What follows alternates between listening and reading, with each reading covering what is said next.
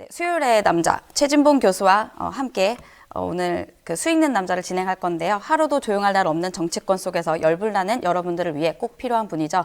열받을수록 발음이 정확해지는 남자, 시사계의 촌철살인 래퍼 랩진봉 최진봉 교수를 모셨습니다. 안녕하십니까? 네, 안녕하십니까? 네. 오늘 눈 오는데 길 예. 괜찮으셨나요? 아니요, 막혔어요, 많이. 그래도 네. 다행히 잘 도착했습니다. 네, 정말 다행입니다. 예. 눈이 많이 와서 많이 길이 미끄러우니까 조심하시기 바라고요. 네, 첫 번째 그럼 질문을 좀 해보겠습니다. 예. 네, 여당은 비대위 체제로 전환을 했는데요. 한동훈 예. 장관이 비대위원장으로 유력한 것으로 알려졌습니다. 이를 두고 조선일보에서는 사설로 대선 승리 정당이 1년 반 만에 세 번째 비대위, 대통령 설명을 듣고 싶다라는 이제 비판도 있었고요. 조선일보는 또 다른 사설에서 여당 비상 초래한 대통령실이 비상대책위원장을 고른다니에선 여당 대표마저 검찰 출신이 거론되고 있는 상황을 꼬집었습니다. 한 장관으로는 총선 승리가 힘들다고 보기 때문일까요? 그렇죠. 아무래도 이제 한 장관 같은 경우에는 검찰이잖아요. 검찰 출신이고 네. 또 윤석열 대통령과 한동훈 장관은 거의 뭐 한 몸이라고 느껴질 정도로 생각이나 뭐 가치관이 같다고 보여져요. 이런 분이 비대위원장을 맡는다? 그러면 지금 현재 총선의 어떤 분위기를 보면 정권 심판론이 강하게 작동을 하고 있는 상황이에요. 이 정권 심판론이 강하게 작동하고 있는데 한동훈 장관이 비대위원장을 맡는다? 그럼 정권 심판론이 더 강하게 불겠죠. 비대위원장을 하려면 좀 더 참신한 인물, 또 현 정권과 일정 부분 각을 세우고 뭔가 변화와 쇄신을 할 수 있는 사람이 비대위원장을 맡으면 뭔가 국민들이 볼 때 좀 변하고 있구나 이런 느낌이 들 텐데 한동훈 장관이 비대위원장 맡으면 한동훈 장관이나 윤석열 대통령이랑 뭐가 달라? 이런 느낌이 들 수밖에 없죠. 그리고 검찰 출신인 윤석열 대통령을 선택한 국민들이 공정과 상식이라고 하는 기본적인 어떤 기대 이런 것들 때문에 윤석열 대통령을 뭐 뽑았지 않겠어요? 뽑은 사람들이. 그런 사람들이 볼 때 야 이거 1년 거의 6개월 7개월 했는데 윤석열 대통령의 정치 철학이나 정책 기조를 보면 이거 좀 문제가 있구나. 그런데 거기다 한동훈 장관까지 비대위원장을 한다? 그럼 뭘 기대할 수 있겠어요? 그러니까 제가 볼 때는 보수 언론 입장에서도 한동훈 장관이 비대위원장 맡는 것은 총선에서 필패다. 즉 정권 심판론이 더 강하게 작동할 가능성이 있고 그랬을 때 과연 승리할 수 있을까? 여기에 대한 의문이 있는 것 같아요. 그래서 저는 뭐 내부에서 국민의힘 내부에서 한동훈 장관을 비대위원장 만들고 싶어 하겠지만 기본적으로 언론들이나 보수 언론 입장에서 걱정이 많은 거죠. 총선에 필패로 갈 수밖에 없다. 어제 한동훈 장관 말 들어보세요. 무슨 김건희 특검을 악법이라 그러질 않나. 네. 그다음에 뭐 그 패소할 결심이라고 민주당에서 비판을 했었는데 윤석열 대통령 징계 관련해서도 패소를 했음에도 불구하고 상고할 뭐 의지가 별로 없는 것처럼 보여지고 이런 태도가 결국은 국민들이 볼 때는 윤석열 대통령을 옹호하고 보호하는 입장에 설 가능성이 높기 때문에 제가 볼 때는 총선에 전혀 도움이 안 된다. 그래서 보수 언론까지 나서서 비판하는 게 아닌가 이렇게 보여집니다. 네, 그러니까 보수 언론에서도 함께 자멸하는 것이 아니냐 약간 이런 얘기, 그렇죠. 분석이신 거죠. 예, 맞습니다. 네, 그래서 이제 여당 내에서도 한 장관이 정치 경험이 없고 지나치게 대통령과 가깝다는 이유로 이제 반발의 목소리도 많습니다. 네. 당에선 한 장관에게 대통령과 아름다운 대립각을 세워달라고 이야기하는데 이게 현실적으로 가능할까요? 불가능하죠. 어제 그 국회에서 얘기들을 들어보면 전혀 그럴 의지가 없는 것 같아요. 아까 제가 말씀드린 김건희 특검에 대해서 악법이라고 그랬어요. 네.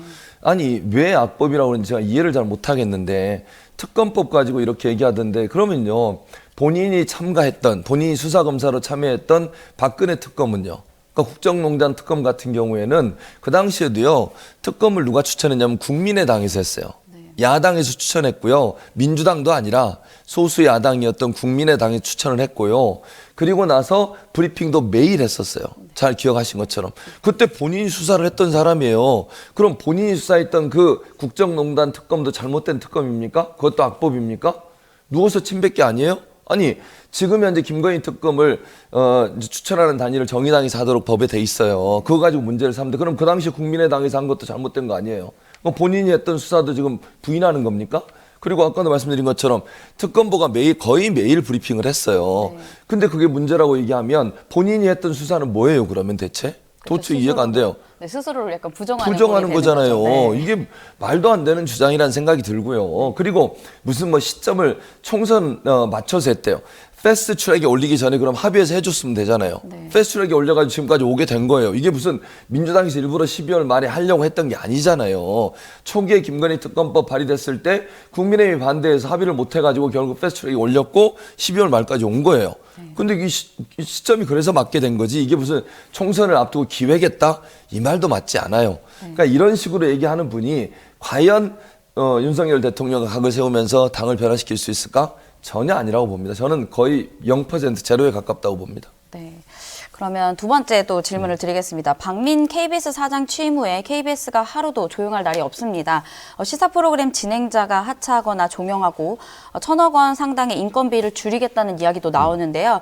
심지어 여당 안에서는 하나의 척결하듯이 군사작전 하듯이 하면 정부 여당에 상당히 부담이라고 염려하는 목소리도 나오고 있습니다. 어떻게 보십니까? 이게 참 문제죠. 그러니까 박민 사장 취임 이후에 뭐 말씀하신 것처럼 시사 진행자들, 시사 프로그램 진행자들 다 날렸잖아요. 네. 심지어는 뭐 시사 프로그램 진행자뿐만 아니라 뉴스 진행하는 앵커까지도 날리고 자기들이 원하는 사람으로 다 교체하고 뉴스의 내용과 질을 보면 지금은 거의 뭐 정부 홍보, 정권 홍보용 방송에 가깝지 않다는 비판을 받을 정도로 상당히 편향된 보도를 하고 있어요. 대단히 큰 문제라고 보여지고요. 근데 어제인가 그제 이제 국회에서 있었던 그 대화의 내용인데요. 지금 말씀하신 것처럼 박민 사장이 1,000억 원을 절감하겠대요.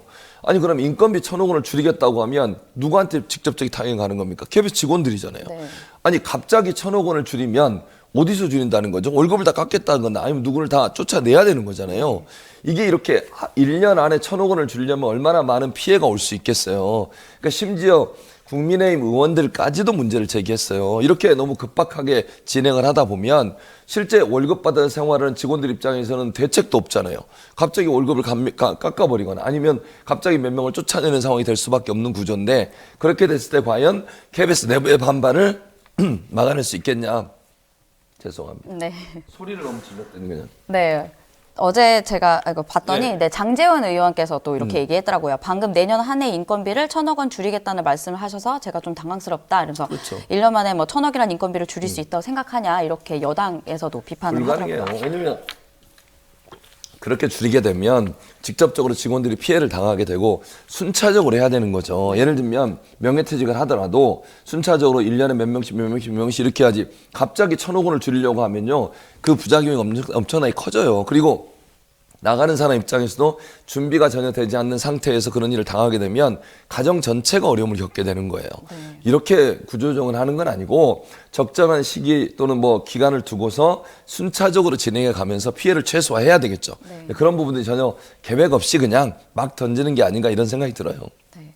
그래서인지 이제 KBS 라디오 이런 데서도 구독자도 많이 떨어져 줄었죠. 나간 상황이더라고요. 네. 일단 두 번째도 또 말씀을 드리면 KBS 관련인데요. 먼저 영상 함께 보시겠습니다. 네. 지금 현재 라디오 센터에서 일어났던 일을 하나 들려드리겠습니다. 이렇게 좀 하드한 시사에 이노조 진행자를 쓰는 건 아니다. 약간 이런 인식이 공유되고 있는 거거든요. 저 임원이나 간부 사이에. 자, 뭐라고 했냐면 이렇게 좀 하드한 시사에 이노조 진행자를 쓰는 건 아니다. 이런 인식이 공유되고 있는 거거든요. 라고 CP가 얘기하는 녹취록입니다. 라디오 센터장 다시 일어나십시오. 적절합니까? 네, 영상에서 나온 내용을 보니까 고민정 의원이 KBS 라디오 센터 간부가 이렇게 이야기합니다 하면서 이렇게 좀 하드한 시사에 이 노조 진행자를 쓰는 건 좀 아니다 이런 얘기를 했는데요. 네. 언론노조 KBS 본부를 블랙리스트처럼 배제하는 발언인데 이 발언 어떻게 보십니까? 대단히 문제가 있는 발언이죠. 그러니까 제2노조라고 하는 게 언론노조, 한국언론노동조합에 소속돼 있는 KBS 노조예요. 네. 그러니까 좀 진보적 성향의 노조라고 볼 수 있는데 이런 노조에 일하는 사람, 거기에 소속된 사람을 진행자로 쓰면 안 된다. 이건 블랙리스트죠. 아니 KBS에 어떤 1노조, 2노조, 3노조까지 있어요. 네. 그 노조에 소속된 사람에 특정해서 특별히 이 노조에 소속된 사람들을 진행자로 쓰지 말라고 하는 것은 현 정부의 비판적 입장을 가진 사람들은 아예 진행도 못하게 하라는 거 아닙니까?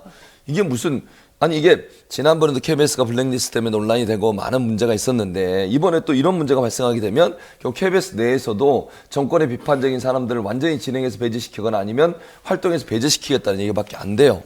이건 있을 수 없는 문제고 어떤 그 사람이 갖고 있는 뭐 정권 비판적인 입장 하나만 가지고서 그것 때문에 문제가 되니까 더 이상 진행을 못하게 한다? 이런 식으로 하는 게 과연 맞는지 모르겠어요. 아니 기자들이 기본적으로 정권이나 아니면 권력기관에 대한 비판적 입장을 갖는 게 맞는 거예요. 옹호하는 입장을 갖는 게 맞는 겁니까? 그럼 기자를 왜 하는 거죠 대체? 아니 홍보부서 가서 하지 PR하면 되지 왜 그걸 기자를 하고 있어요. 근데 그런 사람이 노조에 속해 있다는 이유 하나만으로 문제를 제기해서 그걸 배제시키겠다. 이건 회사 내에 블랙리스트를 만들어서 정권의 친화적인 사람들, 정권을 칭찬하는 사람들 위주로 방송 프로그램을 만들겠다는 의지밖에 안 돼요.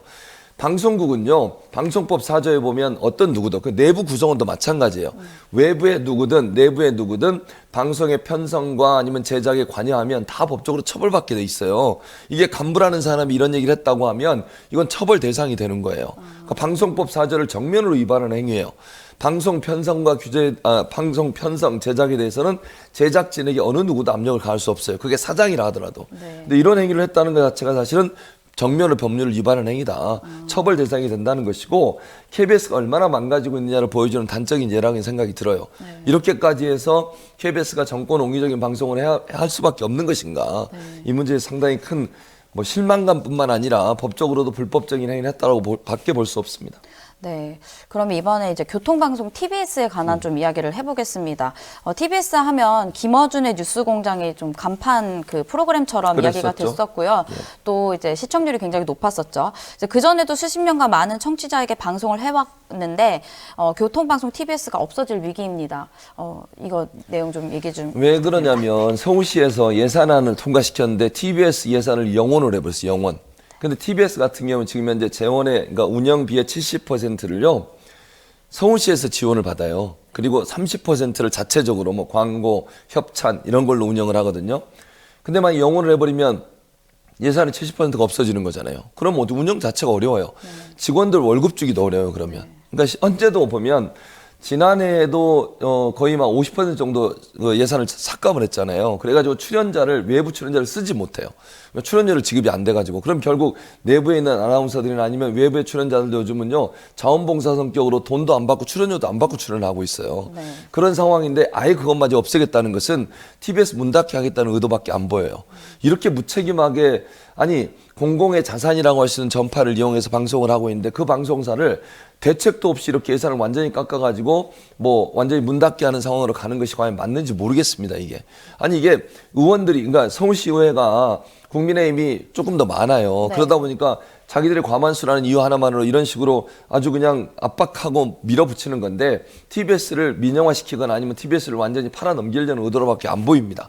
이렇게 되면 운영 자체가 안 되기 때문에 그러면 이제 직원들 같은 경우도요. TBS 더 이상 일 못해요. 근데 그분들을 쫓아낼 수는 없잖아요. 왜냐하면 공무원으로 이미 임용이 돼 있는 상태이니까 다른 부서로 보낼 거예요. 뭐 상수도 사업부라든지 모르겠어요. 어디로 갈지는.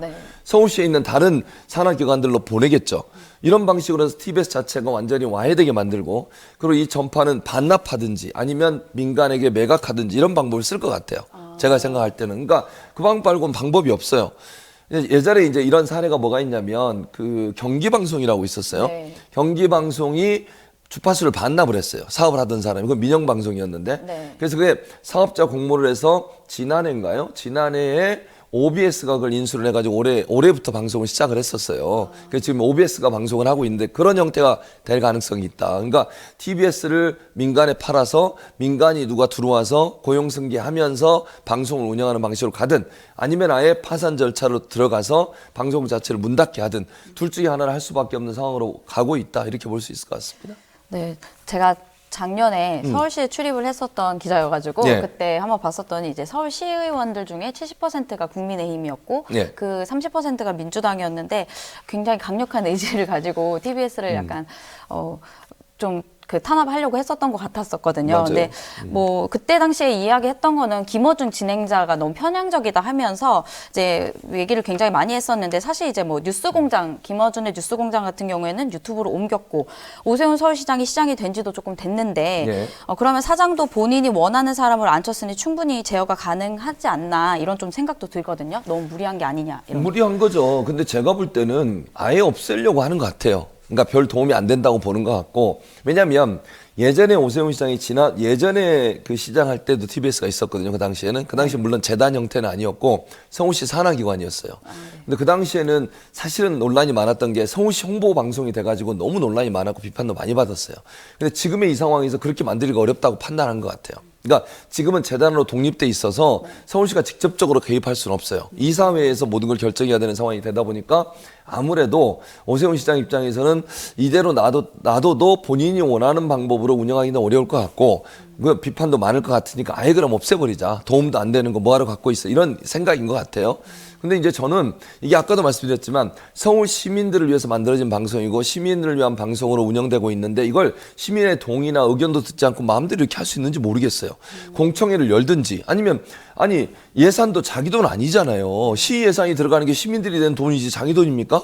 아니 이거를 물론 뭐 의회에서 자기들이 결정해서 그렇게 하는 거는 법적으로 문제가 없을지 모르지만 시민들의 의견도 들어봐야 될 거 아니에요. TBS가 어떤 방향으로 가야 될지 또는 TBS 운영에 대해서 시민들은 어떤 생각을 갖고 있는지 공청회도 열고 의견도 수렴해서 국민들이나 시민들이 원하는 방향으로 가는 게 맞지. 자기들한테 실질적인 도움이 안 된다고 생각해서 이걸 문 닫혀버리겠다 아니면 민영화시켜버리겠다.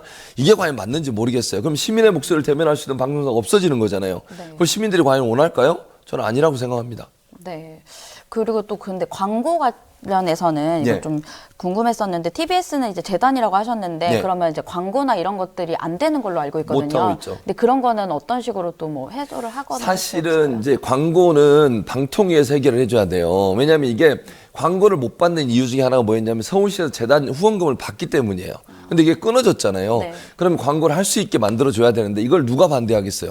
방송사들이 반대해요. 아니 생각을 해보세요. 라디오 방송사든 TV 방송사든 광고 시장은 제한돼 있는데 그 광고 시장에서 광고할 사람이 또 한 명 들어와 봐요. 그럼 어떻게 돼요?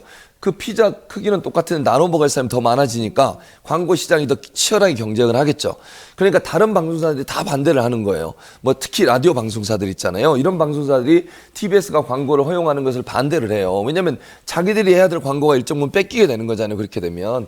그렇기 때문에 제가 볼 때는 이제 뭐 만약에 이게 민영화 된다고 하면 또는 누군가가 뭐 아니면 다른 방법으로 운영이 된다고 하면 광고를 풀어줄 필요가 있어요. 왜냐하면 서울시에서 지원을 안 하게 되면 광고를 못하는 상태에서는 방송 자체가 운영이 어려워요.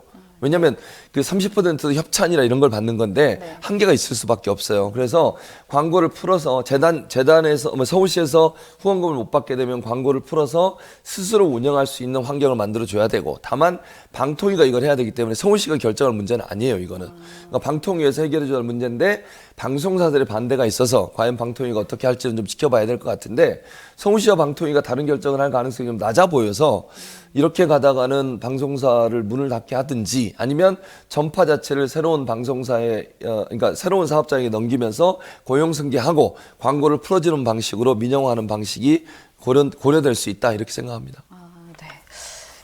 네, 그리고 이제 네, 방심위 위원장 관련해서 좀 얘기를 해보겠습니다. 며칠 전에 방심위 위원장이 종편이랑 보도 채널 사장들과 만남을 가졌습니다. 이 자리에서 류희림 위원장은 내년 총선을 앞두고 조작, 왜곡, 보도 재발 방지를 위한 자체 심의 강화를 당부했는데요. 방심위가 이렇게 조작, 왜곡 보도를 단속하는 곳인가요? 아니면 또는 또 총선을 앞두고 이런 만남을 갖는 게 좀 어떤 의미로 해석이 될까요? 아니 종편하고 보도 채널은 우리의 여론에 엄청난 영향을 미치는 곳이잖아요. 네. 근데 방심위원장이라는 사람이 거기 만나가지고 이런 대화를 나눴다는 것 자체가 대단히 부적절해요. 특히 총선을 앞두고서. 아니면 종편이나 보도 채널 입장에서는 방심위에서 벌점을 내리거나 아니면 징계를 하게 되면요. 재승인 과정에서 엄청난 불이익을 당해요. 그럼 얼마나 이 사람들이 압박이 느껴지겠습니까? 만남 자체가 네. 대단히 부적절하고 그리고 아니 방심위가요. 무슨 가짜 뉴스 또는 조작 왜곡 보도 이런 부분들을 관리하는 곳이 아니에요. 방심위는 일단 허위로 조작된 정보가 유통되는 걸 막는 거예요. 그게 보도의 내용이 아니라 인터넷상이나 온라인상에서 이루어지고 있는 문제를 얘기하는 것이고요. 방송에 대해서는요. 정치적 중립성을 훼손했을 경우에 심의를 할 수 있어요. 네. 또 하나는 정말로 그 허위 정보를 유추했을 때, 그랬을 때는 심의를 할 수 있어요. 근데 이렇게 무슨 조작 왜곡 보도라고 하는 게 보도 자체에 대해서 문제를 삼는 것은 지극히 제한적으로 해야 되는 일이에요. 왜냐하면 이게 언론의 자유를 침해할 수 있거든요. 또 여기서 말하는 조작 왜곡이라고 하는 것이 보는 사람의 관점에 따라서 조작이 될 수도 있고 안 될 수도 있는 거거든요. 판단 기준을 어떻게 할 거예요, 대체? 이런 부분에 있어서 논란이 될 수밖에 없기 때문에 방심위는 정치적인 사안에 대한 보도에선 심의를 최소화해야 되는 거예요. 중립성을 어겼다고 판단될 때 거기에 대해서는 심의를 할 수 있지만 그거 자체가 언론의 자유나 아니면 표현의 자유를 억압할 수 있는 위험성이 있기 때문에 정치적 사안에 대한 심의는 최소화하는 게 기본적인 입장이었어요, 지금까지. 근데 이제 예를 들면 폭력, 선정 이런 부분들은 다 심의가 가능하잖아요. 근데 이렇게 보도 채널이나 종편들 불러가지고 이런 행동과 태도를 했다고 하는 것 자체가 미리 압박을 해서 뭔가 좀 그 정부의 비판적인 입장에 서 있는 언론사나 아니면 그런 보도들을 좀 제한하려는 의도가 있지 않았나 이런 오해를 불러일으키기에 상당히 의심이 되는 그런 자리라고 볼 수 없는 거죠. 네, 그럼 YTN 뉴스 라이브를 진행하던 호준석 앵커가 국힘 총선 출마를 또 그만뒀습니다. 위에서 그만뒀습니다. 또 신동국 TV조선 앵커도 총선 출마를 이유로 사표를 냈고요. 그러자 이제 기자협회에서는 윤리강령 위반이라고 반발에 나섰는데요. 예. 일단 무엇이 문제라고 보시나요? 왜 문제냐면 언론사에서 진행을 하던 분들이 갑자기 그만두잖아요. 이렇게 예를 들면 미리 좀 뭐 6개월이든 3개월이든 미리 그만두면 이런 오해가 그렇게 없어요. 근데 보도 윤리 강령도 맞아요. 기자협회 윤리 강령도 바로 현장에 있다가 진행한 지 며칠 지나지 않아서 바로 정당으로 가는 것은 이미 그 전에 교감이 있었을 가능성을 우리가 유추해 볼 수 있는 거잖아요. 아니 생각을 해보세요. 갑자기 결정할 수 있는 문제는 아니잖아요. 정치에 뛰어든다는 것이 또 언론사를 그만두고 총선에 출마한다는 것이 하루아침에 결정될 문제입니까? 이미 정당과 오래전부터 이가 오가야 될 이유가 있는 거예요. 그럼 어떤 의심이 들겠어요? 그전부터 그러면 특정 정당에 대해서 유리한 보도를 하거나 특정 정당에게 기울어진 보도를 할 가능성을 우리가 충분히 예측해 볼 수 있는 거 아니겠습니까? 또는 정당에서 러브콜을 보냈다고 하면 정당 입장에서 이 사람의 보도 내용이나 이런 보도 태도를 보고 러브콜을 보냈을 거 아니에요. 그럼 그 전에 이분들이 했던 방송이나 보도가 공정했다라고 볼 수 있겠냐는 거예요. 그래서 저는 예전부터 그런 주장을 했던 사람이에요.